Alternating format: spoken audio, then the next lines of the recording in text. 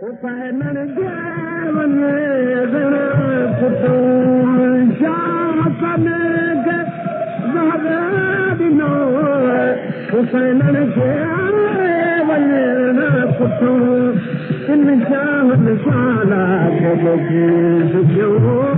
कयवाद दिखाद ज़मीर था ओ इन शाहन शाला जो कयवाद दिखाद ज़मीर था ये दुनिया ज़मीर था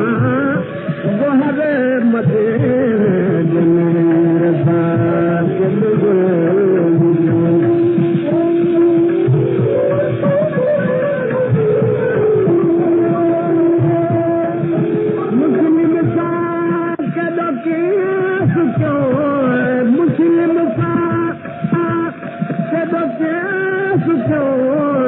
उछड़ो तई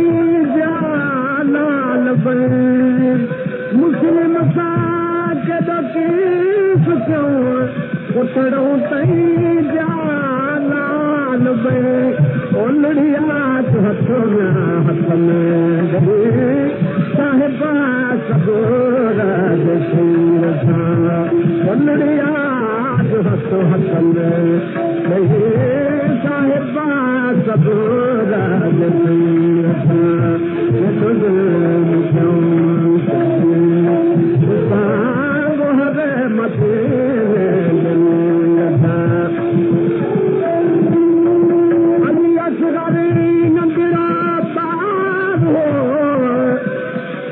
मौला हुसैन अली असगर के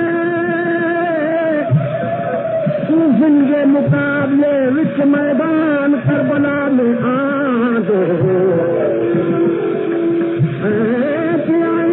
पानी दो अली असगर खे उन्हनि जवाब ॾिनो जेसिताईं अली असगर पाण न पाणी घुरंदो असां पाणी न ॾींदासीं मौला आख़िरकार मासूम खे हुसैन जो बचड़ा तूं पाणी घुर मासूम पाणी घुरिया बार थियो पाणी पाणी पाणी जिन इंसान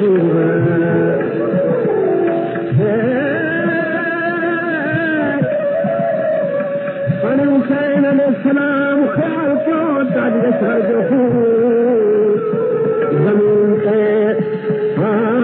फिकी जात ज़मीन को आवाज़ आयो मौला हुसैन ये अली असगर जो खून मां फिक्री कंदे अमां क़यामत ताईं आबाद न थींदसि ऐं कोई फल न मिलंदसि मौला हुसैन आसमान जे तरफ़ ख़्याल कयो आसमान भी जवाब ॾिनो मौला मां बि क़यामत ताईं न वसंदुसि न बारिश कंदुसि मौला हुसैन उहो खून अली असगर जो पंहिंजे मुंहं ते मञी आई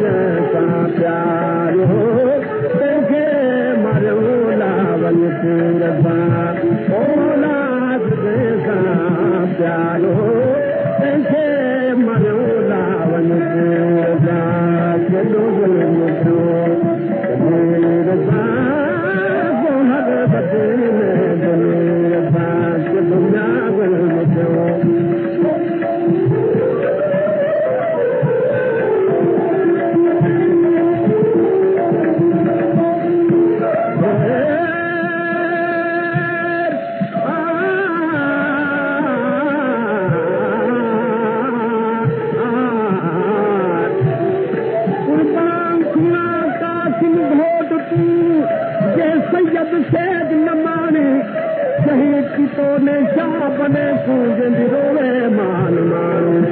अब्बास बाहा कप धोने जो भरन सोने पानी नानक न्याद हुसैन पनीर सूजे सण खतूर जाने कमने करे आया गबो अब सब अली जे दर संतो ओ तोड़ी आया नला गबो अब बात करना हम मगीर ना चलो